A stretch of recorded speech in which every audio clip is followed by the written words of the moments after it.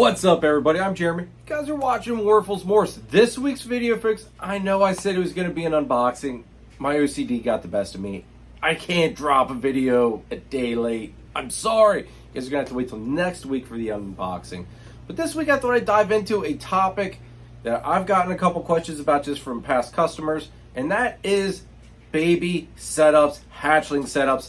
We're going to go over all the do's, don'ts of what you need to keep in mind with your new baby ball python. So let's go ahead, dive into it. But before we do me a favor, folks, hit that like button, hit the subscribe button, please. Hit that notification bell. Drop me a comment. What do you guys think about this video? Was it helpful? I know if you guys are, for all the people that are, you guys currently keep and already have baby ball pythons, all that stuff, and breed, you guys are probably just like, Jeremy, we know all this. But there are a bunch of new people getting into the hobby and industry, and I think it's important that to have a video out there just for them covering such topics like this. So let's go ahead. Once you guys do all that for me, let's dive on into it. Make sure you check out Nathan at Infinite Possible Pythons. He is your guy to go to if you want to get into the Bang project. On top of it, he's working a bunch of awesome ball python projects. Kahua geckos, Leachianus geckos, crested geckos, some scaleless corn snakes, and he is your one-stop shop for all your branding needs. So check him out. Make sure you check out Chris at S Reptilia. If you're looking for a ball python, boa, colubrid, blood python, he is the guy to go to. He's also a rat breeder on the eastern side of PA, and he is Pennsylvania's distributor of Cocoa to Go and the Chipper, which is by far the best cocoa substrate on the market today. So make sure you go ahead and check him out. First things first, you guys need to go ahead and do a lot of research before diving into getting one of these babies. The ball pythons specifically, I mean, they're a little quirky sometimes. You gotta be ready for them. You gotta be prepared. Sometimes they will throw you a curveball. So do your research, folks, which is what this video is basically out here for, hopefully doing the majority of the research for you. But, look a little bit more into specifics on this, on whatever species you're getting, even the ball pythons beyond this video, because let's face it, I don't know everything, but this is just a video out there to help you get the basics and what I consider the do's and don'ts of getting a baby ball python. All right, so you've done your research, you're ready to go pick up your snake. Get whatever you want, folks. The options are all the way from here to the moon, with colors, patterns, genetics, all that stuff. Get whatever you want. Don't put your baby in a 40-gallon enclosure or something that's the size of a 40-gallon enclosure. I'm just going to use tanks and aquariums as the standard. I know a lot of people have switched over to PVC enclosures. If you're a breeder, you're probably using a rack system. Some pet people might be using a rack system as well. I don't know. I'm just gonna, for the sake of saying, we're just gonna use, for instance, glass aquariums. So some people go and they don't want to spend the extra money, so they go and they get a 40-gallon enclosure. That's too big for a hatchling, folks. I'm sorry. I know probably the mindset is if I get it once, I don't have to go out and buy it again. I get that. Thing is, though, it's not healthy for your animal. Ball pythons, especially hatchlings, they like to feel snug. They like to feel secure. Even as adults, they like that. They like a little bit of snugness, and it gives them that sense of security. If you put a hatchling in a 40-gallon enclosure and there's not enough clutter, and even if there's enough clutter, chances are it will probably go off of food. Now, I'm not saying that all of them will. So calm down, warriors.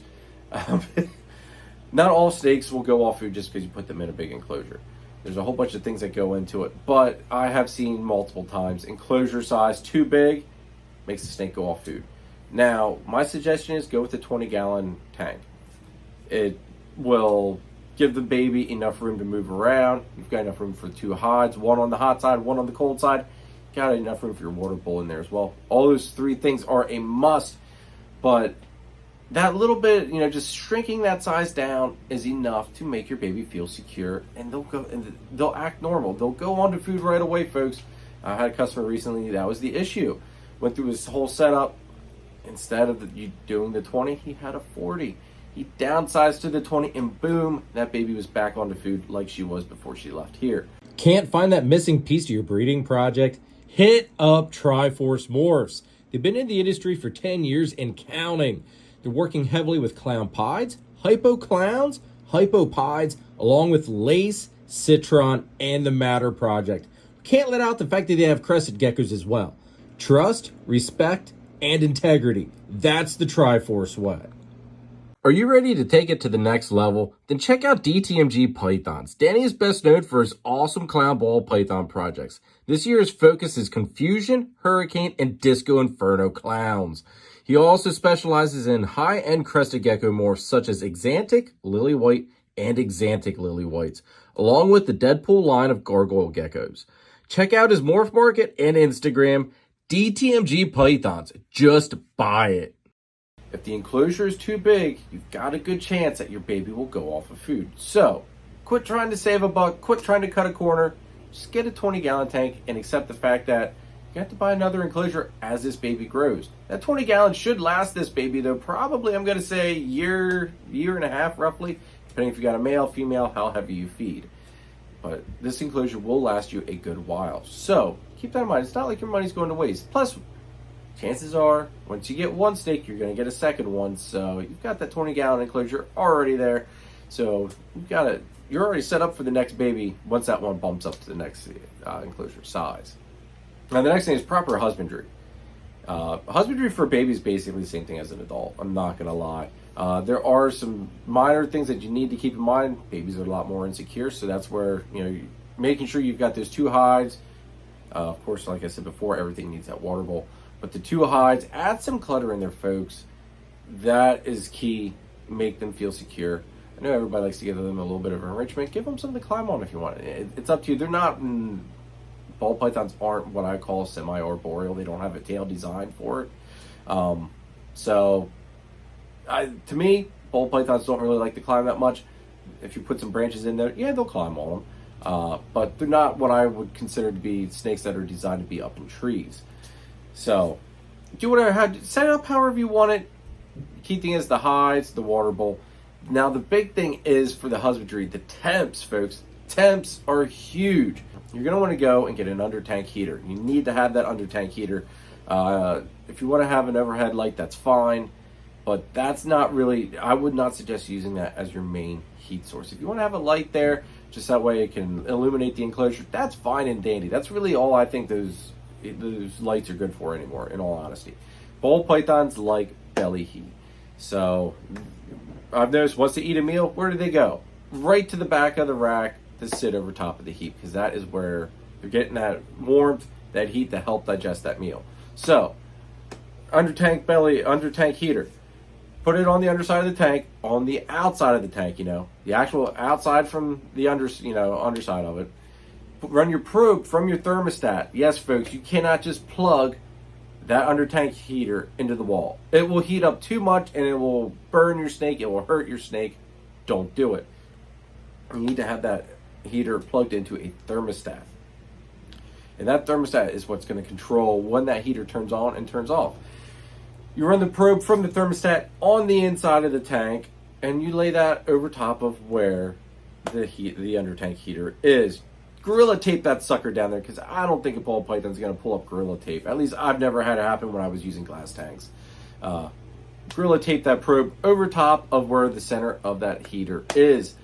And, I tape that cord down as well going down. Just that way that snake isn't able to pull that cord up. Just helps keep it secure. That probe is key, folks. And set the temps. I set my temps for around 88 degrees. If you get a little bit warmer, it goes up to about 90, that's fine. I highly recommend not going above 90 for your hotspot temps.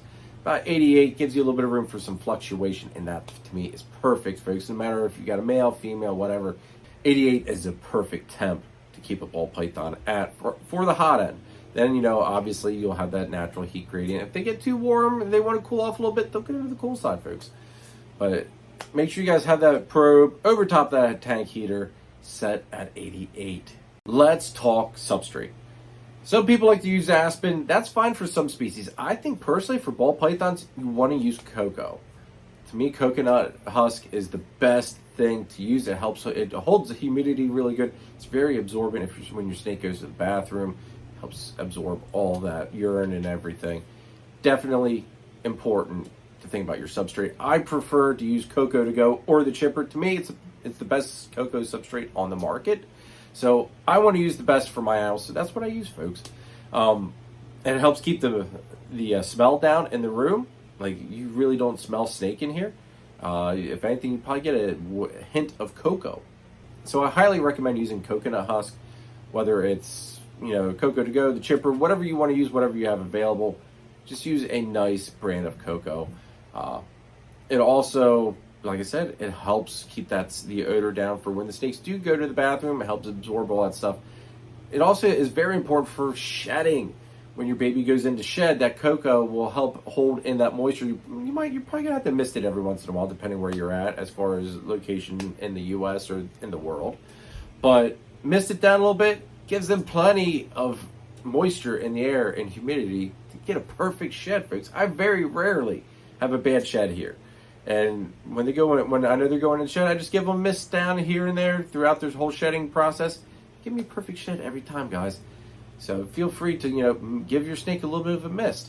Lucas Landon Royals produces some truly high caliber snakes. Kai has been breeding ball pythons for 6 seasons and counting. He's working toward multi-recessive combos such as DG Clown, Hypo Clown Pied, Sunset Candy Pied, and DG Exantic Pied. He's working with several other species of snakes, but next year he's going to start breeding Boa Imperators, and he also has a small group of super dwarf retics. So be on the lookout for some super dwarf cow retics. Become a royal at Lucas Landon Royals. If you want to use the best reptile record keeping and tracking software on the market today, scan the QR code or click our partnership link in the description down below for a free 30-day trial of Husbandry Pro. I promise you, you will not regret it.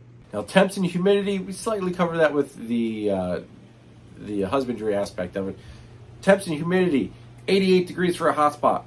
That's what I recommend. We're going to keep this one short and sweet. 88 degrees for a hot spot. Your humidity, and that's Fahrenheit as well, folks. 88 degrees Fahrenheit for your hot spot. Just let the tank do what it naturally does. There, it'll, gradient out there for temps-wise from that hot spot over. Your snake will move to where it wants to be. If it wants to be on the cool end, the hot end, let your snake decide that. Humidity-wise, you want about 50 to 55 degrees normal humidity. When they go into shedding, when they go into that shed cycle, I give them a mist here and there just to help get the humidity up to about 60% humidity. Helps give them that perfect shed every time. It's super short, simple. Temps and humidity, 88 degrees, 50 to 55% humidity. Up that to about 60 when they're in shed. Now let's talk feeding, because I think this is one thing a lot of people overdo, maybe, or don't. Yeah, I'd say they probably overdo it more than likely. Ball pythons do not need to eat every day. They don't. That will be overfeeding. Once a week even could be overfeeding. Babies, I do feed once a week till I hit about 200 grams, 200 to 300 grams. I do feed once a week. And reason is I just want them, I want them to get that food response built in. I want them to start getting a little bit of size on them. Once they get to about 200 to 300 grams, I go and I switch gears. I go from every week to every other week, folks. Now, I do give them a little bit bigger meal. I make sure it is as wide as the thickest part of their body. I think that is key. Make sure that you're giving them enough nutrition in that one meal. But it actually takes a snake about 14 days roughly to fully digest a rat. So why do you want to feed a snake every week, and it's not fully digesting that rodent that you gave it to start off with? Now, babies, I think, are a little, I think they've, personally, they're moving around a lot more. I think they've got a little bit more going on with their metabolism. But once they hit up that, they start getting that 200 to 300 grams and they start working up from that, they start sitting around a little bit more. So I've noticed anyway in my collection. So I try to, work that into how much I feed them. I feed every 2 weeks anything that's above 200 to 300 grams. And I feel as though they grow the same. Like, I've got females that they've just turned 1 year old and they're almost breeder size already. And that's just feeding every other week. So I'm definitely not overfeeding. So you can throw that one out the window, that feeding every 2 weeks, your snakes aren't going to grow as fast. They're going to grow just fine. But it allows them to, like I said, fully digest their meals, It's a lot less poop to clean up because they're metabolizing and using a lot more of that nutrition, because you're not cramming another rat down there and it's basically forcing the other digested rat out. They're able to make use of that nutrition. So I think that's also very, very important. Big thing is, you know, like I said, every 2 weeks, folks, that is perfect for 200 to 300 grams and above. You can even do that for hatchlings out of the egg as well. But 200 to 300 grams and above, every other week, folks, they'll grow just fine. Just give them that appropriate size meal. Like I said, I have a feeding video on rodent size. I'll include it in one of these corners. Goes over that, but big thing is feed it the appropriate size meal, as thick as its widest part of its body. All right, folks, that's going to be it. I think that basically gives you guys what you need, the gist of getting your baby ball python. If there's anything you think that I missed or should have covered, let me know, and maybe we'll do an update on this as well. I think I basically went through, you know, just about everything. We got the husbandry, we've got the tank, the enclosure size. We've also got the feeding, the temps. That's basically the gist of it, guys.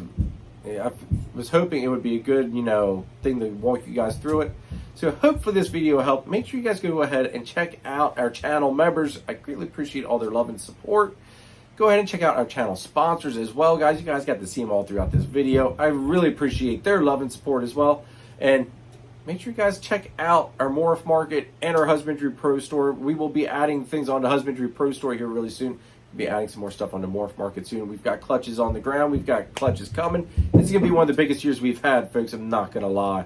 So there's a lot to be coming out of here this year. So make sure you guys stay tuned. Make sure you guys hit that like button. Hit that notification bell. Hit that subscribe button most of all, because let's face it, you're not going to know what's going on here unless you're subscribed. Drop me that comment. What did you guys think of this video? Was it helpful? And I'll catch you next time. Later.